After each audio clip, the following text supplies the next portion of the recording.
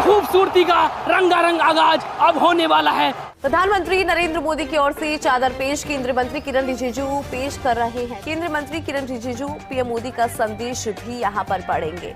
फिलहाल ये तस्वीरें सीधी तस्वीरें हैं अजमेर से। सब क्या देखना पड़ रहा है, अच्छा है मैं अंधा हूँ। तो भैया सुना, अजमेर में ख्वाजा मोइनुद्दीन चिश्ती की दरगाह पर मोदी जी ने चादर चढ़ाने के लिए भेज दिया। तब तो लल्लन भैया ये सब देखकर गोबर भक्तों की कोयले से भी ज्यादा जल गई होगी, क्योंकि वहाँ मंदिर खोजने में लगे थे इनके ब्रदर और मोदी जी ने भेज दी अखंड भारत से पहले चादर। बताओ, नया साल लगने से पहले ही बेचारों के मुंह पर कालिक पोत दिया गया, क्योंकि ये ढक्कन ढोल मंजीरा झंडा और डीजे लेकर इंतजार कर रहे थे कि अब अजमेर में भी बुलडोजर चलेगा और दरगाह की जगह भव्य मंदिर का निर्माण होगा। लेकिन अब इनकी मेहनत पर पानी नहीं बल्कि मोदी जी की चादर फिरती जा रही है। भैया इसीलिए तो लोग घनघोर बेइज्जती करते हुए ये कहते हैं कि अंधभक्तों की जिंदगी की भी गजब कहानी है, क्योंकि हर दिन जलील होना बस इनकी निशानी है। गजब बेइज्जती है।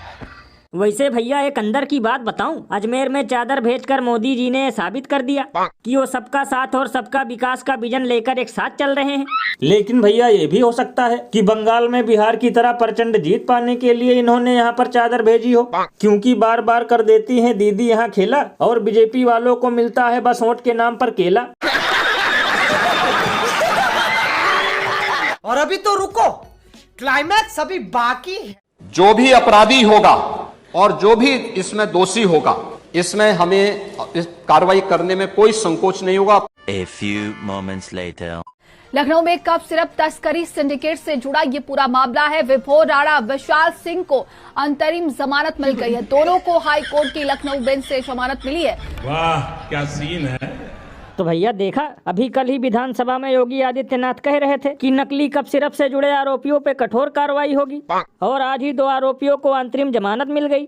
लल्लन भैया ये तो सिर्फ ट्रेलर है, एक हफ्ते बाद पता ही नहीं चलेगा कि यूपी में कफ सिरप जैसा कोई कांड भी हुआ था। अरे बाप रे, ये तो धोती खोल रहा है। यानी भैया जब यहाँ महाकुंभ भगदड़ जैसा मामला रोटी की तरह गोल हो गया, कोरोना काल में ऑक्सीजन सिलेंडर की कमी की वजह से मरने वालों का आंकड़ा गोल हो गया, तो कफ सिरप केस को तो पूरे देश में दबाने की कोशिश की जा रही है।